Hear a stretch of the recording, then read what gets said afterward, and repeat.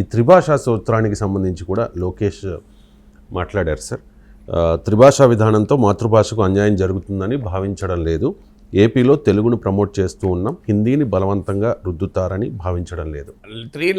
3 భాషలు కంపల్సరీగా నేర్పాలి అంటే నిర్బంధం కాదా అది? మీరు ఏవైనా భాషలు నేర్పండి అంటే ఓకే. మన న్యూ ఎడ్యుకేషన్ పాలసీలో అలా ఉందా? 3 లాంగ్వేజ్ ఫార్ములా అంటేనే 3 లాంగ్వేజెస్ కదా, లేకపోతే దాని మీద ఎనీ లాంగ్వేజ్ ఫార్ములా అయితే 3 లాంగ్వేజ్ ఫార్ములా ఎందుకు అవుతుంది? ఎనీ లాంగ్వేజ్ ఫార్ములా అనేది కాదు కదా, ఎనీ లాంగ్వేజెస్ ఫార్ములా అని పెట్టండి, మార్చడం అయిపోతుంది కదా. సో 3 లాంగ్వేజెస్ కంపల్సరీ నేర్పాలి అని ఉన్నప్పుడు అది నిబంధన కాదు అంటే దాన్ని ఏమనాలి మరి? ఆంధ్రప్రదేశ్లో తెలుగు, ఇంగ్లీషు, హిందీ ఉందా? తెలుగు, ఇంగ్లీషు, జర్మన్, జపనీస్ ఉందా? అది చెప్పండి. ఆంధ్రప్రదేశ్ స్కూల్లో ఏం నేర్పుతున్నారు? తెలుగు, ఇంగ్లీష్, హిందే కదా ఉంది. కానీ మీరు హిందీ తీసేసి తెలుగు, ఇంగ్లీష్ 2 భాషలు పెట్టుకోవడానికి ఆంధ్రప్రదేశ్లో ఎలా చేస్తారా? అప్పుడు నిర్బంధం కాదు. ఎస్, లోకేష్కు సూటి ప్రశ్న ఏంటంటే, మీరు ఆంధ్రప్రదేశ్లో ఏదైనా ఒక ప్రైవేట్ స్కూల్లో వాళ్ళు హిందీ చెప్పరు, తెలుగు, ఇంగ్లీష్ చెప్పుకుంటారు. మీకు అభ్యంతరం లేదా? మీరు డిగ్రీ ఎస్ఎస్సీ సర్టిఫికేట్ ఇస్తారా హిందీ లేకపోతే? నిర్బంధం కాదు కదా, మీరు చెప్తున్న ప్రకారం నిర్బంధం లేదని అంటున్నారు కదా. అందుకే ఒక ప్రైవేట్ స్కూల్ మేము తెలుగు, ఇంగ్లీష్ నేర్పుకుంటాం, హిందీ నేర్పం. ఎందుకంటే 3 భాషలు నేర్పడం వల్ల కాగ్నిటివ్ బర్డెన్, పిల్లవాడికి నేర్చుకోవాల్సిన బర్డెన్ పెరుగుతుంది. మీరు దాని మీద మ్యాథమెటిక్స్, సైన్స్ నేర్చుకుంటారు. అవసరం ఉన్నవాళ్ళు హిందీ కాదు జర్మన్ నేర్చుకుంటారు, జపనీస్ నేర్చుకుంటారు. మీరు కరెక్ట్ చెప్పారు ఇండియా టుడే కాంక్లేవ్లో. అవసరం లేకపోయినా అందరికీ హిందీ నేర్పడం ఎందుకు? వాళ్ళకి ఏది అవసరం ఉండదు నేర్చుకుంటారు. జర్మన్, జపనీస్, లాటిన్, ఇటాలియన్ ఏదైనా నేర్చుకునే అభ్యంతరం ఏముంది? మనం మాత్రం మా స్కూల్లో ఇంగ్లీషు, తెలుగు నేర్పుతాం అని ఒక ప్రైవేట్ స్కూల్ నిర్ణయించుకుంటే ఆ స్కూల్కు చదివిన పిల్లలకు మీరు 10వ తరగతి సర్టిఫికేట్ ఇస్తారా? ఇస్తామని చెప్పండి, అభ్యంతరం లేదు. నిర్బంధం కాదు, కరెక్ట్. మరి చెప్పాలి, రేపటి నుంచి లోకేష్ ఒక జీవో ఇష్యూ చేయండి. మీ ఇష్టం అండి, మీరు 3 భాషలు నేర్పాలని రూలే లేదు. మీరు 2 భాషలే నేర్చుకోవచ్చు, తెలుగు, ఇంగ్లీష్. లేదు నేను తెలుగు, ఇంగ్లీషు, తెలుగు 1, తెలుగు 2 నేర్పుకుంటాను మాతృభాష. 2 మాతృభాషలో ఒక సింపుల్ లాంగ్వేజ్, కాంప్లెక్స్ లాంగ్వేజ్ నేర్పుకుంటాను, అభ్యంతరం లేదా? మీరు దానిలో ఎలా చేస్తారా? 2 తెలుగు పేపర్స్ ఉంటాయి, ఒకటే ఇంగ్లీష్ పేపర్ ఉంటుంది, హిందీ ఉండదు. మీరు ఎలా చేస్తారు? ఆంధ్రప్రదేశ్లో ప్రభుత్వం మాతృభాషలో ఇవ్వమని ఎన్డీఏ ప్రభుత్వ విధానం కదా. అందుకే మాతృభాషలో 2 సబ్జెక్టులు ఉంటాయి, ఉండకూడదని ఏం లేదు కదా. మీకు మ్యాథమెటిక్స్లో 2 చిన్నప్పుడు సింపుల్ మ్యాథమెటిక్స్, కాంప్లెక్స్ మ్యాథమెటిక్స్ అని ఉండేది మాకు. సో అందువల్ల అట్లా ఉంటుంది, 2 పేపర్లు ఉండకూడదని ఏం లేదు కదా. సో తెలుగు ప్రోజ్ ఒక పేపర్ పెట్టండి, తెలుగు పోయట్రీ ఒక పేపర్ పెట్టుకుంటారు, ఇంగ్లీష్ ఉంటుంది, హిందీ పెట్టుకోరు. మీరు మా మాతృభాషకు చాలా విలువ ఇస్తుంది కదా ఎన్డీఏ ప్రభుత్వం. మీరు ఒప్పుకుంటారా? 3 పేపర్లు ఉంటాయి, మీకు కావాల్సిన 3 పేపర్లే కదా. ఒక హిందీ వంతుకు ఇంకా తెలుగే పెట్టుకుంటాం, అభ్యంతరం లేదు కదా. లేదు హిందీ వంతుకు జర్మనీ పెట్టుకుంటామని ఒక స్కూల్ చెప్తుంది, ఒప్పుకుంటారా? ఆంధ్రప్రదేశ్ స్కూల్లో అలా అనుమతిస్తే నాకు అభ్యంతరం, నిర్బంధం లేదని. క్లియర్గా 3 భాషా సూత్రం అంటే 3 భాషలు నేర్పాలని నిర్బంధమే కదా.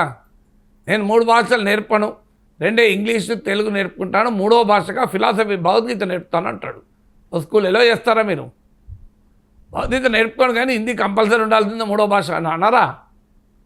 అందువల్ల ఇక్కడ క్లియర్గా 3 భాషా సూత్రం అమలు అవుతుంటే అది నిర్బంధం కాదు అంటే నేను ఎలా మరి నా ప్రశ్నకు ఆన్సర్ ఉండాలి కదా.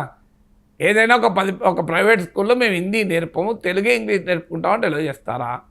లేదు తెలుగు, ఇంగ్లీషు, ఫ్రెంచ్ నేర్పుకుంటాం, హిందీ నేర్పమంటే మీరు అంగీకరిస్తారా? అదంటే పోనీ అంగీకరించినా నేను 2 తెలుగు భాషలు, Telugu 1, Telugu pro, Telugu poetry, English, Hindi ఉండదు, ఒప్పుకుంటారా? ఫ్రీడమ్ ఇవ్వండి. మరి మల్టీలింగ్వలిజం కదా, మల్టీలింగ్వలిజం అనేది కరెక్ట్, దాంట్లో ఏం డిస్ప్యూట్ లేదు. అవసరం ఉంటే నిజంగానే జర్మనీకి పోయి నర్సు ఉద్యోగం చేయాలనుకుంటే జపాన్పై మీరు వంట వండే ఉద్యోగం చేయాలనుకుంటే జపాన్ నేర్చుకుంటారు. అలాగే నార్త్ ఇండియాలో పోయి పని చేయాలనుకుంటే హిందీ నేర్చుకుంటారు, ఏముంది? హిందీ నేర్చుకోవడానికి నువ్వు హిందీ చదవాల్సిన రూల్ ఏం లేదు కదా, చదవకపోయినా నేర్చుకోవచ్చు కదా. హిందీ చదవని వాళ్ళు ఇప్పుడు బ్రిటన్లో ఎన్నడూ స్కూల్కి పోనాడు, ఇంగ్లీష్ రాదా వాడికి? ఇల్లిటరేట్కి బ్రిటన్లో ఇంగ్లీష్ రాదా? ఇప్పుడు మన దగ్గర ఏ భాష ఎన్నడూ స్కూల్కి పోని నిరక్షరాస్యులకు తెలుగు రాదా?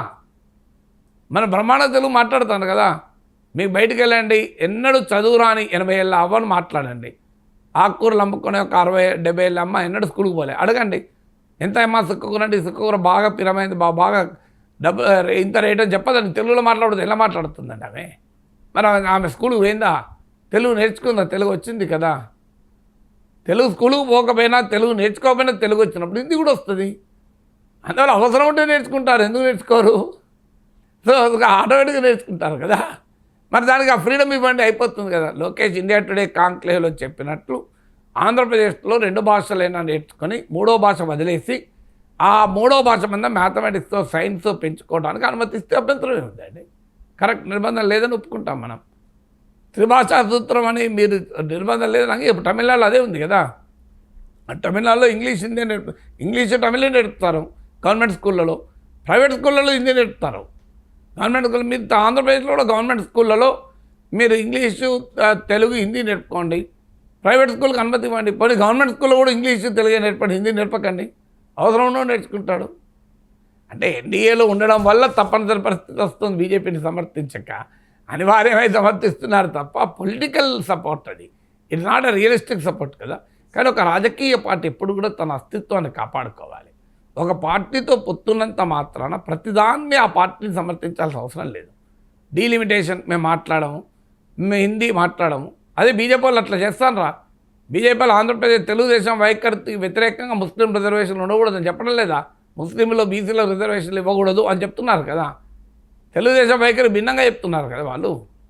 తెలుగుదేశం వైఖరికి భిన్నంగా బీజేపీ వైఖరి చెప్పుకున్నప్పుడు బీజేపీ వైఖరికి భిన్నంగా తెలుగుదేశం చెప్పుకోవడానికి అభ్యంతరం ఏంటి? పార్టీ పొత్తులో ఉన్నంత మాత్రాన ప్రధాని అంగీకరించాలి రూలే లేదు కదా.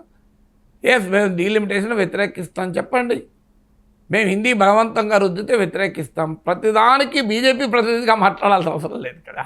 తెలుగుదేశం నాయకుడు తెలుగుదేశం ప్రతినిధిగా మాట్లాడాలి. బీజేపీ అభిప్రాయం బీజేపీకి ఉంటుంది, ఏముంది అందులో?